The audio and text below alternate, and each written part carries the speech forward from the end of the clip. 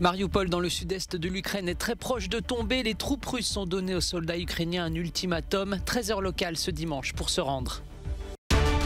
Alors que beaucoup s'interrogent sur le sort des marins, Moscou diffuse une vidéo de l'équipage présumé du Moskva, le navire russe coulé en mer Noire.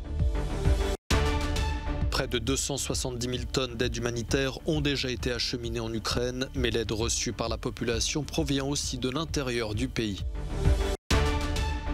La Corée du Nord annonce le tir d'essai d'un nouveau système d'armement qui augmentera l'efficacité de ses armes nucléaires tactiques. Mariupol, dans le sud-est de l'Ukraine, est très proche de tomber. Les troupes russes ont donné aux soldats ukrainiens retranchés dans le complexe métallurgique d'Azovstal un ultimatum, 13h locales ce dimanche, pour se rendre. Volodymyr Zelensky a qualifié la situation à Mariupol d'inhumaine. Il réclame à ses partenaires des armes, des avions, immédiatement, ou des négociations, et lance un avertissement à Moscou. L'élimination de nos troupes, de nos hommes à Mariupol, mettra fin à toute négociation. La Russie avait affirmé que son offensive se concentrerait sur l'est du pays, mais le naufrage du Moskva a déchaîné sa colère, entraînant de nouvelles attaques contre Kiev et l'ouest de l'Ukraine. Dans la région d'Odessa, dit le porte-parole du ministère russe de la Défense, les forces de défense aérienne russes ont abattu un avion cargo militaire ukrainien qui devait livrer une importante cargaison d'armes fournie à l'Ukraine par les pays occidentaux. À Kharkiv, ici, les bombardements russes continuent, l'est une ville en ruine. De plus en plus de personnes tentent de fuir vers l'ouest. Comme Olga, une cinquantaine de personnes ont été blessées vendredi par une frappe russe. À Kiev, malgré le danger, les habitants de la capitale tentent lentement de revenir à une vie normale, sachant que le calme pourrait être de courte durée. Non loin de là, à Borodianka, les travaux de déblaiement de la ville, après le retrait russe, ont commencé. Des enquêteurs de leur côté recueillent des preuves des crimes que les troupes russes ont laissés derrière elles. Une vidéo d'une trentaine de secondes diffusée par l'armée russe. On y voit une partie de l'équipage présumé du Moskva rencontrant le commandant en chef de la marine russe en Crimée.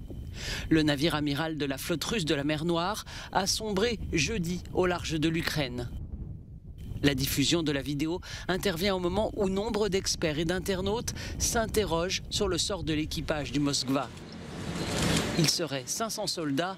L'Ukraine affirme qu'il y aurait des morts. La Russie a assuré que l'équipage avait été évacué avant le naufrage, sans faire état de victimes. Des personnes se sont rassemblées vendredi à Sébastopol en Crimée en l'honneur du croiseur lance-missiles dont le naufrage a diminué la capacité militaire russe en mer Noire. Les Ukrainiens affirment avoir frappé le navire avec des missiles. Selon Moscou, c'est un incendie qui a fait exploser des munitions à bord.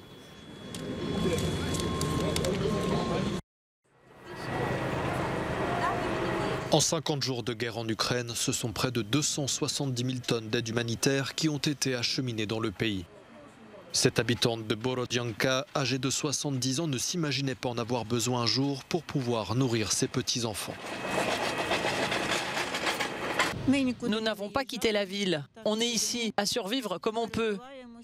Nous recevons de l'aide humanitaire. Grâce à Dieu, nous n'avons pas faim.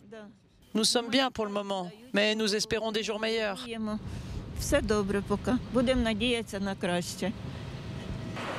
La plupart des habitants de Borodianka se trouvent dans la même situation qu'Olexandra Pertivna. Cette ville est l'un des endroits les plus dévastés du pays suite à l'occupation russe. En Ukraine, l'aide reçue ne provient pas uniquement de l'étranger. À l'intérieur du pays, toute une chaîne de solidarité s'est mise en place pour aider les plus démunis, comme ici dans cette boulangerie de la banlieue de Kiev. Une partie du lieu est réservée aux bénévoles pour qu'ils puissent faire du pain. Nous faisons du vrai pain traditionnel ukrainien, bon et très savoureux. Nous faisons du pain pour les hôpitaux, pour l'armée, pour les personnes qui n'ont pas les moyens, pour les retraités. Nous pensons constamment à ceux qui pourraient en avoir besoin. Nourrir la population s'avère tout aussi important que le travail des soldats en première ligne.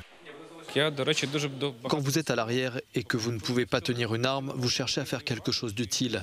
Face à la situation, tout le monde cherche un moyen d'être utile. Certains aident avec des vêtements, d'autres font du bénévolat ou cuisinent quelque chose. Nous voulons faire autant de bien que possible. En fabriquant jusqu'à plusieurs centaines de miches de pain par jour, ces bénévoles démontrent qu'ils sont également prêts à se battre jusqu'à la fin de la guerre.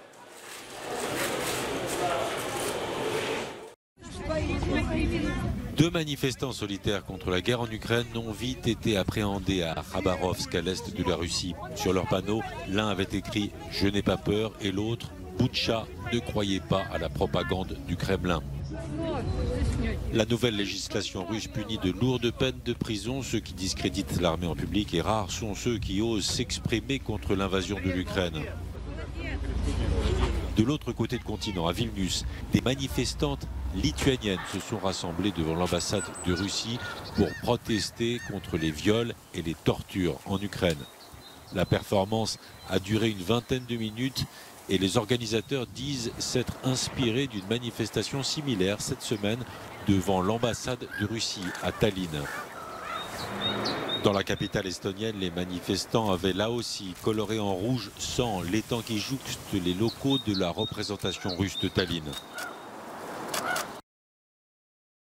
Kim Jong-un a supervisé le tir d'essai d'un nouveau système d'armement qui augmentera l'efficacité de ses armes nucléaires tactiques selon les médias d'État nord-coréens.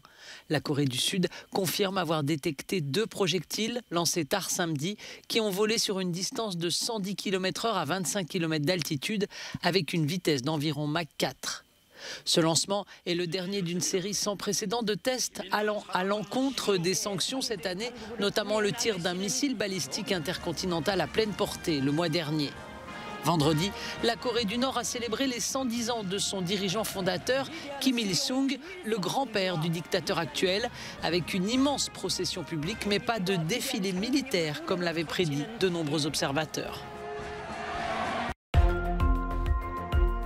Le prince Harry a lancé les Jeux Invictus à La Haye qui rassemblent plus de 500 participants de 20 pays. Harry, qui a servi dans l'armée britannique en Afghanistan, a créé cet événement destiné aux vétérans militaires handicapés. C'est la première apparition publique commune du prince Harry et de son épouse Meghan de ce côté-ci de l'Atlantique depuis qu'ils ont quitté la vie royale pour l'Amérique.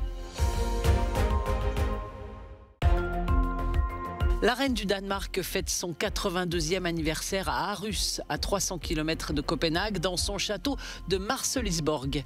La famille royale est apparue au balcon pour le plus grand plaisir des spectateurs qui attendaient l'événement depuis 2 ans.